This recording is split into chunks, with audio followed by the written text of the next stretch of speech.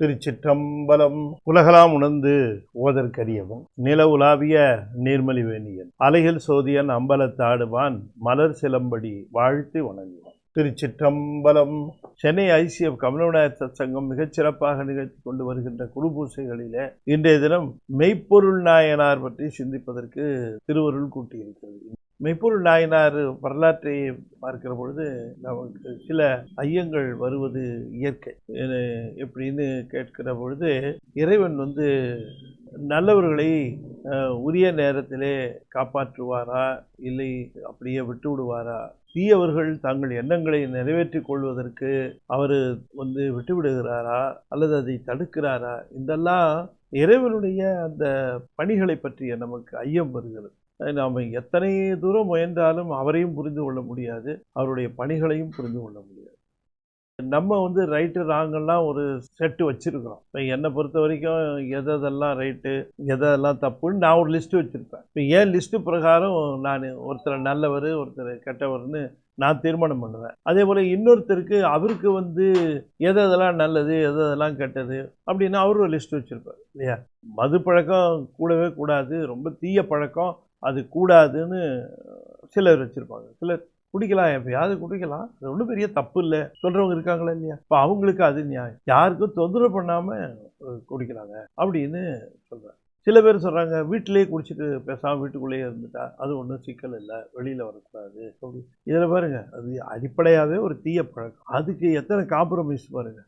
அப்போ அவங்கவுங்க ஒரு தீர்மானம் பண்ணிக்கிறாங்க. இப்போ நான் அதுக்கு தீய பழக்கம்னு சொல்கிறேன், இன்னொன்று நான் நல்ல பழக்கம்னு சொல்கிறது, இன்னொருத்தர் தீய பழக்கம்னு சொல்லுவார். அப்படி வேறுபடுகிற அந்த ஒரு நிலைகளில் நாம் எது நல்லது எது கெட்டதுன்னு நாம் தீர்மானிக்கிறத விட அருளாளர்கள் எது நல்லது எது தீர்மானிக்கிறாங்க இல்லையா, அதுதான் சரி இல்லையா. நான் எனக்கு ஒரு விஷயத்தில் சந்தேகம் வருது, இது நல்லதா கெட்டதா, அருளாளர்கள் என்ன சொல்லுகிறாரு அப்படித்தானே பார்க்கணும். நானே அறிவாளி மாதிரி நடந்துக்கிட்டா என்ன இருக்கும் இல்லைங்களா. அது இப்போ நம்ம போய் ஒரு விஷயத்த தீமையா நன்மையா அப்படின்னு நாம் சொல்கிறதுக்கு நம்ம அருகதை இருக்கா. நாம் தீமையிலிருந்து விலகியவர்களாக இருந்தால், நன்மைகளையே சார்ந்தவர்களாக இருந்தால்தான் நாம் அதை சொல்கிறதுக்கு உரியவங்க. இன்னும் சொல்லப்போனால் ஒரு விஷயத்தை நன்மையா தீமையான்னு சொல்லுவதற்கு எப்பொழுது உரிமை வருகிறது என்று சொன்னால், நான் நன்மை தீமைக்கு அப்பாற்பட்ட அல்லது விருப்பு வெறுப்பிற்கு அப்பாற்பட்ட மகிழ்வு துன்பத்திற்கு அப்பாற்பட்ட ஒரு சமநிலையில் இருப்பேனே ஆனால் நல்லது எது கெட்டது எதுன்னு சொல்கிறதுக்கு எனக்கு ரைட்ஸ் இருக்கு. சொன்னால் ரைட்டாகவும் இருக்கும், உரிமை இருக்கிறது மட்டுமல்ல அது சரியாகவும் இருக்கும். நான் சொன்னேன் அதை விட்டுட்டு எனக்கு பர்சனலாகவே லைக்ஸ் அண்ட் டிஸ்லைக்ஸ் இருக்குது, விருப்பு வெறுப்பு இருக்குது, நான் போய் ஒரு விஷயத்த நல்லது கெட்டதுன்னு சொல்லிட்டு இருந்தேன்னா அது பயஸ்டு இல்லைங்களா. எந்த தராசிலங்க நிற்கணும், எப்பவும் தட்டில் எதுவும் இல்லாத பொழுது அந்த நேர்முள்ள காட்டி கொண்டு இருக்கக்கூடிய தராசு தான் சரியான தராசு. தராசை எடுக்கும்போதே ஒரு பக்கம் சாஞ்சி நின்று இருக்குதுன்னு வச்சுக்கோங்க, எந்த வெயிட்டுமே போடல, சாஞ்சி இருக்குது ஒரு பக்கம், நீங்கள் அந்த தராசை எப்படி சரின்னு சொல்லுவீங்க. அதில் நிறுத்தா சரியாக இருக்குமா. ஏற்கனவே நமக்கு பயஸ்டா எண்ணங்கள் இருக்குது, இன்னாரை ஆதரிக்கிறோம் இன்னாரை வெறுக்கிறோம் இப்படியெல்லாம் இருக்குது.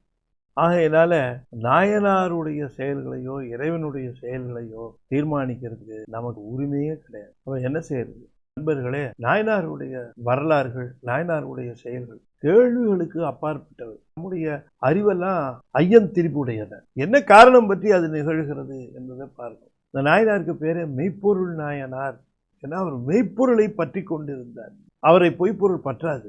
நீங்கள் எந்த பொருளை பற்றி கொண்டு இருக்கிறீர்களோ மெய்ப்பொருளை பற்றி கொண்டு இருக்கிற பொழுது உங்களை பொய்ப்பொருள் பற்றுவதற்கு வாய்ப்பு இல்லை. அதுதான் மெய்ப்பொருளினுடைய வலிமையே. நாயனாருடைய குணங்களை சொல்லுகிற பொழுது அவர் என்ன நினைச்சார், அவர் எப்படி, அவருடைய மனநிலை எப்படி இருந்தது. அவர் அரசருன்னா எல்லா அரசரையும் ஒன்று போல நம்ம நினைச்சிட முடியாது. அரசர்கள் எல்லாம் ஒரே மனநிலையில் இருப்பாங்கன்னு சொல்ல முடியாது இல்லையா. பல்வேறு நிலைகளில் மனநிலைகளில் இருக்கக்கூடிய அரசர்களாக இருக்கலாம் இல்லைங்களா. ஒழுக்கம் சாராத திறமை வேஸ்ட்டு, அது ஒன்றும் பயன்படாது.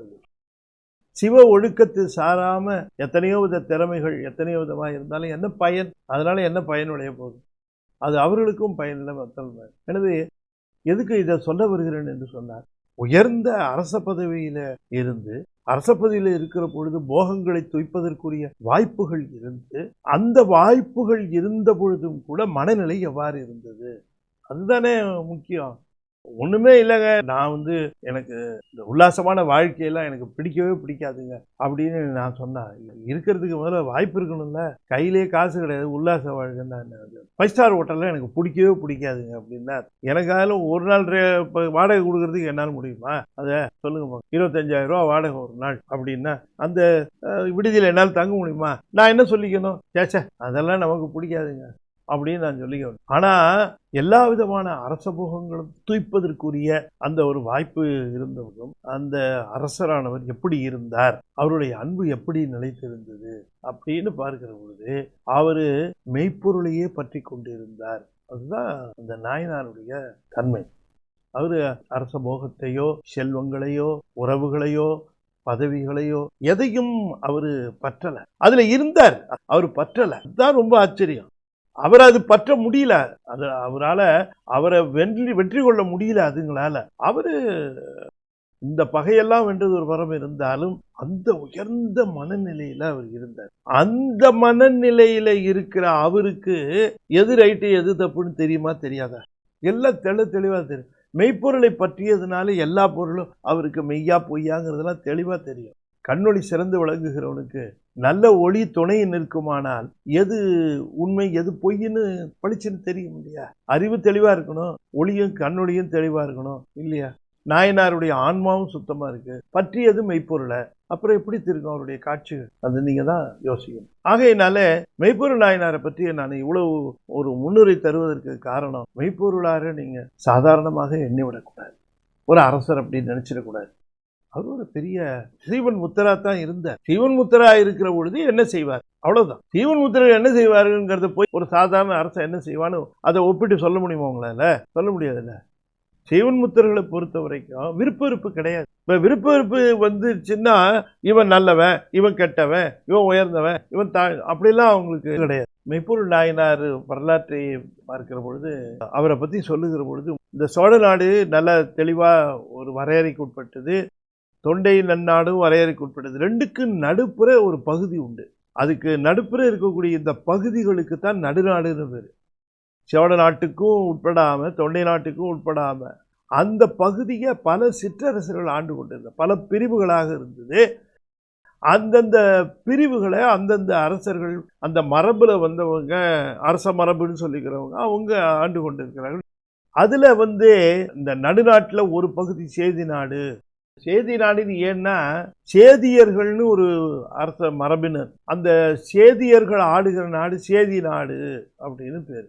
சேதி நாடுங்கிற ஒரு பகுதியை திருக்கோவலூரை தலைநகராக கொண்டு இந்த மலாடர் என்று சொல்லக்கூடிய அரச வம்சத்திலே வந்த மெய்ப்பொருளார் ஆண்டு கொண்டிருந்தார். சைவ நெறியில நிற்கிறவர்கள் அவர்கள், சிவநெறியில. மெய்ப்பொருளார் அவரை பத்தி சொல்லுகிற பொழுது ஈசருக்கு அன்பர்களாக இருக்கிறவர்களுடைய அவருடைய கருத்தறிந்து அவர்களுக்கு ஏவல் செய்வார். அவங்களுக்கு என்ன சொல்றாங்களோ அது ஏவலை செய்வார். அன்பர்னா இந்த 3 சின்னங்களை உடையவர்களாக இருப்பவர்கள் அன்பர்கள். அன்பர் வேடம் என்ன? ஜடாமுடி, திருநீர் பூசிக்கணும், உத்ராட்சம் போட்டிருக்கணும். அவர்கள் வேடம்தான் அவருக்கு முக்கியம். வேடம் போட்டா அவருக்கு அன்பர். இந்த வேடத்தையே நினைத்து கொண்டிருப்பார் அப்படின்னா இன்னொரு அர்த்தம், அந்த வேடத்தை தான் பார்ப்பாரே தவிர அவங்களுடைய பர்சனல் இதை பார்க்க மாட்டார். ஈசருக்கு அன்பர் அடியார்கள், ஈசருக்கு அடியார்களாக இருக்கிறவர்கள் அவர்களுடைய கருத்தறிந்து ஏவல் செய்வார். ஈசர் தன்னுடைய கருத்தை எவ்வாறு சொல்லுவார்? ஈசர் கருத்தை சொல்ல முடியாது, அன்பர்கள் கருத்தை தெரிவிப்பார்கள். அவரை பொறுத்த வரைக்கும் அன்பர் என்ன கருதுகிறார்களோ அதுதான் ஈசர் கருத்து. அன்பர்களுடைய கருத்தறிந்து அந்த கருத்தை ஈசருக்கு செய்கின்ற ஏவலாக ஈசருக்கு ஏவல் செய்வார். ஆகையினால அவரை பொறுத்த வரைக்கும் இந்த அடியார்கள் இருக்கிறார்களே அவர்களுக்கு செய்ய வேண்டியது எல்லாமே ஈசருக்கு செய்கிறது தான். அவர்கள் தம்மை ஒப்படைத்தவர்கள், ஈசரிடம் தன்னை ஒப்படைத்தவர்கள். எனவே அவரை பொறுத்த வரைக்கும் அன்பர் கருத்து ஈசர் கருத்து, அன்பரே ஈசர். போதும், இது ஒண்ணு போதும், அவ்வளவுதான். நாயனார் அவர் அரசரா இருந்ததுனால அரச வேலையை விட்டாரேன்னா இல்ல. அப்ப இப்படிலாம் இருந்தாரே ராஜா, அவரு வேலையை ஒழுங்கா பார்க்கல போல இருக்கேன், நாட்டை ஒழுங்கா காக்கல போல இருக்கேன், நாட்டுக்கு எப்படி பண்ணிட்டு இருந்தாரே அப்படின்னு நினைக்க கூடாது. என்ன பண்ணாரா? சொல் சுத்தமுடைய நீதி, மக்களிடையே நீதி வழுவாமல், அரசியல் நெறியில் என்ன சொல்லி இருக்கிறதோ அதுல அறநெறி தவறாமல் மக்களை காப்பது எப்படின்னா இந்த ஐவகை பகைகள்லேருந்தும் காத்து அறநெறி வழாமல் காத்து. அறநெறி வழாமல் காத்துன்னா காக்கிற பொழுது தான் வீட்டு ஆளுங்களுக்கு ஒரு ரூலு, ஏற்ற வீட்டுக்காரனுக்கு ஒரு ரூலு, பக்கத்து வீட்டுக்காரனுக்கு ஒரு ரூல்லாம் கிடையாது. தனக்கு வேண்டியவன் வேண்டாதவன்லாம் கிடையாது. பகைவர்கள் வருவார்களே ஆனால் போர்க்களத்துக்கு சென்று போரிட்டு அந்த போரிலே வெற்றி பெற்று சிறந்த அரசராக இருந்தார். அது மட்டும் இல்லை, அந்த திருக்கோயில்களை எல்லாம் அந்த பூசைகள்லாம் சிறப்பாக நடக்கிறதுக்கும் அங்கே ஏழிசை பாடல் ஆடல். ஏன்னா இந்த இசை பாடல் ஆடல் என்கிறது சைவ நெறியிலே போற்றப்பட வேண்டியது. இசை வடிவாக இறைவன் இருக்கிறான் என்பது இல்லையா? அதனால பாடலும் ஆடலும் அவரே ஆடிட்டு இருக்காரு. ஆடுற கடவுள் தானே நம்ம கும்பிட்றோம். அப்போ இது பாருங்க, அவர் சிவத்தின் மேலே அன்பு செலுத்தி கொண்டிருந்தார். அரசராக இருந்ததுனால அரச வேலையை விட்டாரேன்னா இல்லை, அவர் டியூட்டியில் அப்படியே இருந்தார். அப்படின்னா என்ன, எப்படி முடியும்னு கேட்டால் வேற ஒன்றும் இல்லை, தன் பணியிலே இறைப்பணியாக நிற்றல்.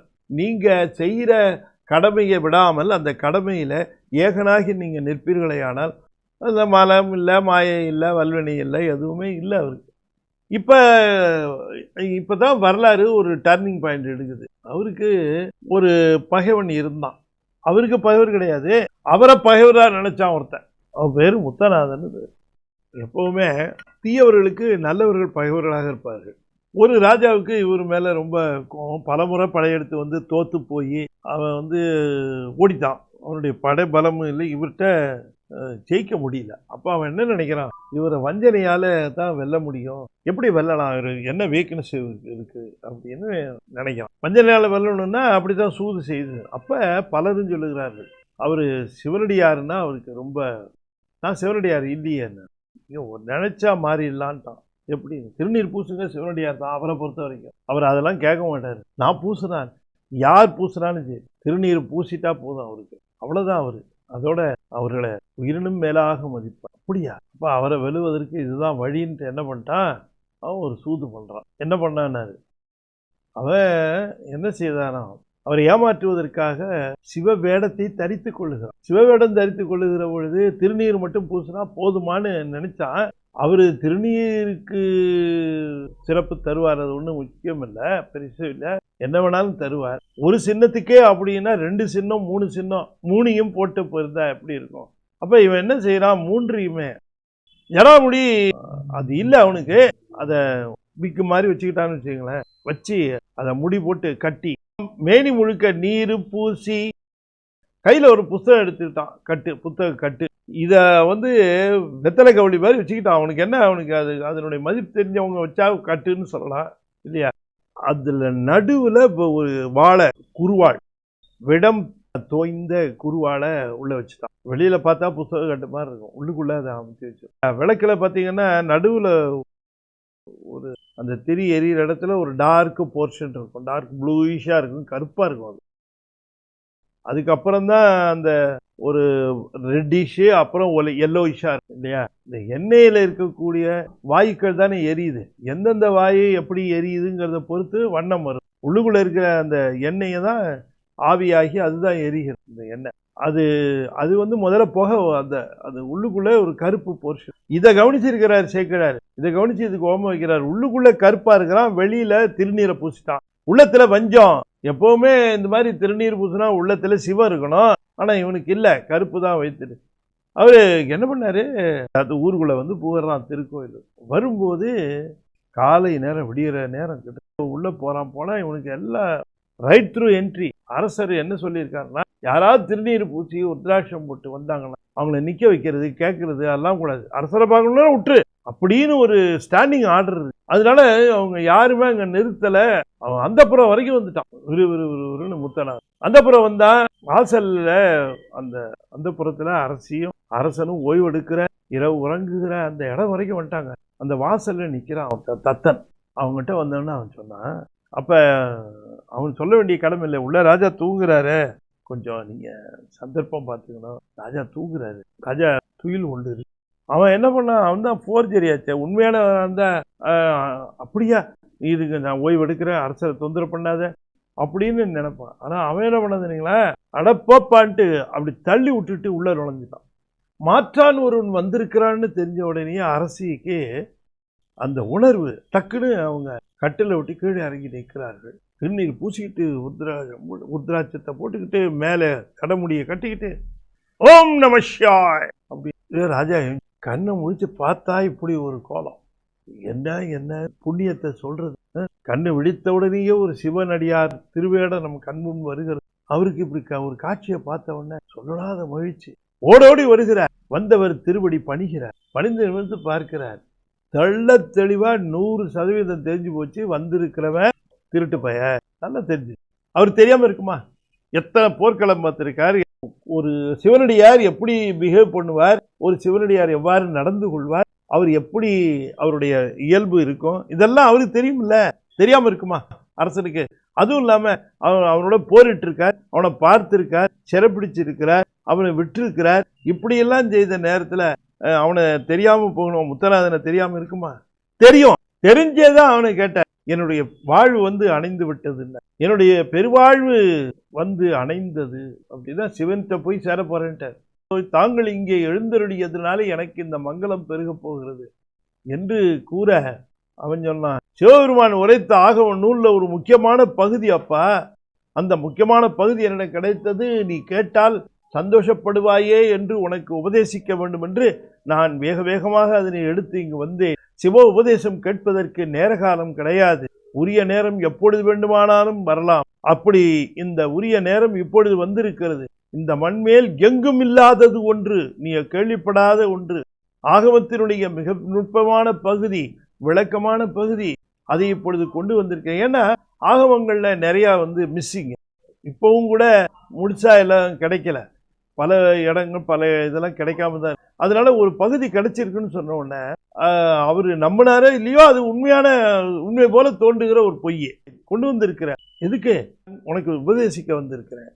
இவரு அந்த அவன் சொல்லுகிற அந்த வார்த்தைகளோ அவனுடைய அந்த நோக்கமோ இதெல்லாம் அவருக்கு பிரச்சனை இல்லை. அவருக்கு என்னன்னா, திருநீர் பூசி உத்ராட்சம் அணிந்து செடாமுடி வேடத்தோடு இருக்கக்கூடிய இவர் ஒரு அடியார். அவருக்கு வேற ஒன்றும் தெரியாது. அவருக்கு அவருடைய திருவடியே சார்ந்த சார்பாக உடையவர். அவர் என்ன வேணா சொல்லட்டும், அது ஆகமமாத்தான் இருக்கட்டும், ஆகமம் இல்லாமலத்தான் இருக்கட்டும், இல்லை ஏதோ ஒரு வார்த்தையா இருக்கட்டும், அவர் என்ன சொன்னாலும் அது ஆகமம், அவர் எதை சொன்னாலும் அது சிறப்பு. ஆகையினாலே ஏதோ ஒரு காரணம் பற்றி இந்த திருவேடத்தை கொண்டு அவன் புனைந்து வந்திருக்கிறார். என்ன திருவேடம், என்ன காரணம் இருக்க முடியும்? நீங்க யோசனை பண்ணி, அரசனுக்கு தெரியாதா என்ன காரணத்திற்காக இந்த பொய் வேடம் போட்டிருப்பான்ட்டு? பொய் தவ வேடம், பொய் வேடம் இல்லை, பொய்த்தவ வேடம். இந்த பொய்த்தவ வேடத்தை இவன் எதற்காக அணிந்திருக்கிறான்றது தெரியாதா? தன் மேல் இருக்கக்கூடிய விரோதத்தை, பகையை தீர்த்து கொள்வதற்காகவே இந்த வேடத்தை புனைந்து. அப்ப என்ன எண்ணி அந்த வேடத்தை புனைந்திருக்கிறான்? என்னை வெல்ல வேண்டும் என்று நினைந்தே புனைந்திருக்கிறான். அவன் வாழ்க்கையில திருநீர் பூசினதில்லை, உத்ராட்சம் போட்டதில்லை, அந்த ஜடாமுடி தரிச்சதில்லை. ஆனா இவையெல்லாம் வெற்றியை தேடித்தரும் என்று இன்று அவன் அணிந்திருக்கிறான். அதனாலதான் நான் முதலேயே சொன்னேன், தவம் பொய்யா இருக்கலாம், வேடம் பொய்யாகாது. இந்த வேடம் நினைத்ததை அதை முடித்து தந்திருக்கிறது.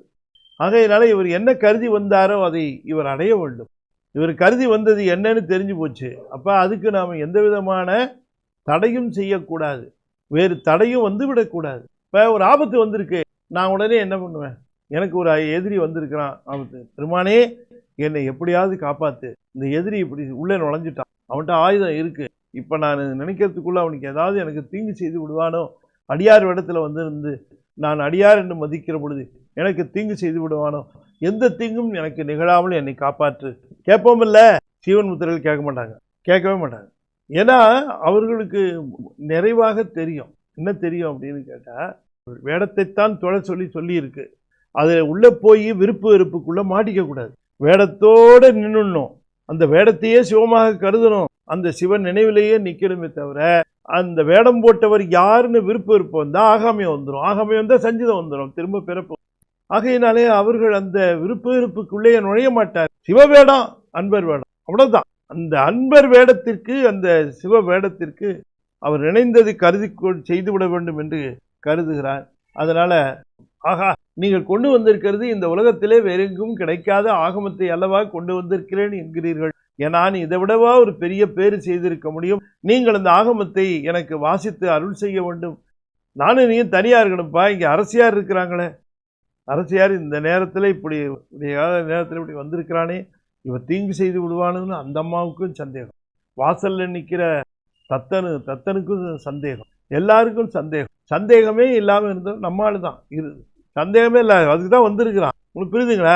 அவங்க 2 பேருக்கும் சந்தேகம், தீங்கு செய்து விடுவானோ, அதற்குத்தான் வந்திருப்பாங்களோ அப்படின்னு அவங்கள சந்தேகப்படுறாங்க. நம்ம பெருமானுக்கு அது நல்லா தெரியும், அதுக்கு தான் அவன் வந்திருக்கிறது வேலையை முடிச்சுட்டு போட்டு அப்படின்னு நினைக்கிறார். ஆகையினாலே அவர் சொல்லுகிறார், மனைவி அங்கே இருங்கிறத பார்த்துட்டு தடை செஞ்சிருவாங்களோ, புத்தக நேரத்தில் பின்னாலேருந்து பார்த்துக்கிட்டே இருந்து இவங்க கத்தியை எடுக்கிறத பார்த்துட்டு ஓடி வந்து தடுத்துட்டா, அதனால் அங்கே நானும் நீந்தாப்பா இருக்கணும், இந்த ஆகமத்தை தான் நான் உனக்கு மட்டும்தான் சொல்லணும், நீ ஒண்டிதான் தகுதி இதுக்கு கேட்கறதுக்கு. நான் உடனே சேரணும்.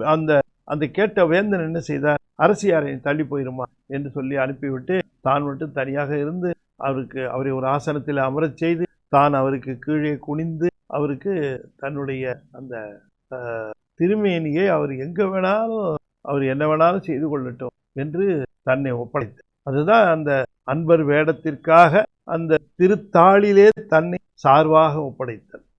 அப்படி பண்ணது அந்த என்ன கருத்தோடு இருந்தாரோ அந்த கருத்துக்கே அதை செய்தார். உடனே அந்த நேரத்தில் அவன் என்ன செய்தார், அப்படி புத்தகத்தை அவுத்து அப்படி ஒன்றுனா எடுக்கிறது போல, அது ஓலைச்சுவடியாக தானே இருக்கும். புத்தகம்னா என்ன, நீங்கள் இப்போ பைண்ட் பண்ணி லித்தோ பண்ணி வச்சுருப்பாங்கன்னு வச்சுருக்கீங்களா, ஓலைச்சுவடி தானே கட்டி வச்சிருக்கு. அந்த ஓலைச்சுவடி அப்படி அவுக்கிறது போல் அந்த ஓலைச்சுவடிகளை அடுக்கடுக்காக வச்சு அதை ஒரு பெரிய கட்டு, அந்த ஓலைச்சுவடிக்கு நடுவில் தான் அந்த கத்தி வச்சுருக்கான். அதை அவுக்கிறது போல் அவுத்து அவர் இப்படி வணங்கிட்டு இருக்கார். நான் என்ன முன்னால் நினச்சிட்டு வந்தாரோ அதையே செய்தானாம். குத்தினாருன்னு சொல்லுவார், மங்கள சொல்லுகிற சேக்கிடார் அந்த அமங்கல சொல்லுவாரா, சொல்ல மாட்டார் இல்லையா.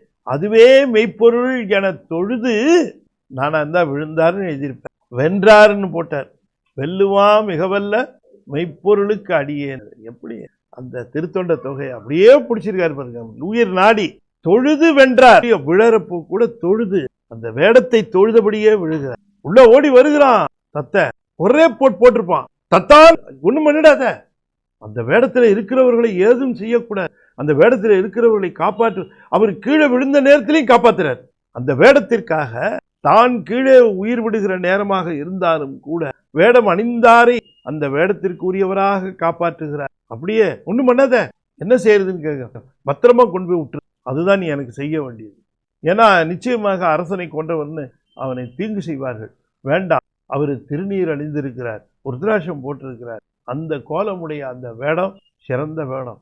அதனால அவருக்கு தீங்கு நிகழாமல் கொண்டு போய் அவரை விட்டு வா என்று சொல்லி அவர் விட்டு வருகிற வரைக்கும் உயிர் தரித்தார். கொண்டு போய் விட்டுடன் ஜாமின்னு சொல்லுகிற பொழுது கேட்டாராம், இடையூறு இல்லாமல் விட்டுடன் ஜாமின்னு சொன்னாராம். நீ எனக்கு செஞ்சிருக்க பத்தியா என்னன்னா, கடைசி நேரத்தில் கூட இந்த தவ வேடம் அந்த உண்மையான வேடத்தை அணிந்தவர்களுக்கு அந்த ஆபத்து இல்லாமல் செய்யும். இந்த திருநீர் வந்த ஆபத்துகளை நீக்குங்கிறத நிரூபித்து காட்டுவதற்கு எனக்கு வாய்ப்பு தந்தாயല്ലോ. அது மெய்காவலாளியா, வெறும் சேவகனா, இல்லை ஐயன். ஏன் அந்த வேடம் அணிந்தவரை அந்த வேடத்திற்கு மரியாதை கொடுத்து காப்பாற்றியவர்கள் அவரும் ஒருத்தர் தானே. அதனால ஐயன் கத்தன் எவ்வளவு புண்ணியம் பண்ணியிருக்கிறான். அவனை நோக்கி அந்த கருணை கூர்ந்தார், அந்த ஆன்மா உயர்ந்துருச்சு. அவ்வளவுதான். சாமி பார்த்தாரா, ரைட் ஓகே, இங்க பண்ண வேலையெல்லாம் முடிஞ்சிச்சு, நம்மகிட்ட வாண்டார் சாமி. அவங்க மற்றவங்களுக்கெல்லாம் எல்லாருக்கும் சொல்றாரப்பா, இந்த திருநீர் நீங்க நிதியினாலேயே பரவிய திருநீற்று அன்பு பாதுகாத்து உய்ப்பீர் என்று எல்லோருக்கும் அறிவுரை வழங்குகிறார். நீங்கள் அதை இட்டுக்கொள்ளுகின்ற அந்த தன்மையிலே அந்த திருநீற்றை நீங்கள் இட்டுக்கொண்டு போற்றி வருவீர்களே, ஆனால் அது உங்களை பாதுகாத்து உய்க்கும். அதை நீங்களும் அதற்கு இந்த பாதுகாப்பை செய்ய வேண்டும் என்று எல்லோருக்கும் அந்த அறிவுரையை சொல்லி, இவருக்கு மணக்கண் முன்பாக அவரை எவ்வாறு தரிசனம் செய்து கொண்டிருந்தாரோ அந்தவாறே இவருக்கு திரும்பவும் காட்சி கொடுத்தார். அப்ப இதுவரைக்கும் அகத்தே கண்டு கொண்டிருந்தவர் அந்த திருக்காட்சியை அவர் காணுமாறு அவருக்கு முன்பாக புறத்தே, ஏன்னா சிவன் முத்தர்களுக்கு அந்த கருவிகரணங்கள் எல்லாம் அருள்மயமாகி இருக்கும். வான உலகத்தில் வாழ்கிறவர்களுக்கு கூட சிவபெருமானுடைய திருவடி கிடைக்காது. ஆனால் இங்கே இருக்கக்கூடிய அடியார்களுக்கு மட்டுமே அவர் தருகின்றார். நீ வித்தவுட் பிரேக் என் பக்கத்திலே இருந்து என்னை வழிபட்டு கொண்டு இருக்கலாம் என்று சொல்லக்கூடிய அந்த வாய்ப்பை நல்கினார். அதாவது இந்த அடியார் இந்த திருநீரை அணிந்து கொண்டால், இந்த ருத்ராட்சத்தை அணிந்து கொண்டால், இந்த வேடத்தை போட்டுக்கொண்டால் நாம் நினைத்தது சாதிக்கலாம் என்கிற பொழுது அது அந்த வேடத்திற்கு அவர் தந்த அந்த முக்கியத்துவத்தை நாயனார் உணர்ந்து தமக்கு ஈசன் துணை கூட வேண்டியதில்லை, இந்த வேடத்தை அணிந்தவர் வெற்றி பெறட்டும் என்று கருதுகிறார். வேடத்தை அணிந்தவர் பெறுகிற வெற்றி வேடத்தினுடைய வெற்றி என்று கருதி தொழுது வென்றார் என்று கூறுகிறார் என்று சொல்லி இந்த அளவிலே இன்றைய தினம் இந்த மெய்ப்பொருள் நாயனாரை சிந்திப்பதற்கு நமக்கு மிகச்சிறந்த வாய்ப்பு கிட்டியது. நாயனாரை சிந்தித்த நம்முடைய உள்ளம் தூய்மையாக, சிந்தனை தூய்மையாக, நம்முடைய வினைகள் மாசு நீங்கும், நமக்கு சிறந்த அந்த இறை நிலை நமக்கு நினைவிலே கிட்டும் என்று சொல்லி இந்த அளவிலே நிறைவு செய்து திருச்சிற்றம்பலம்.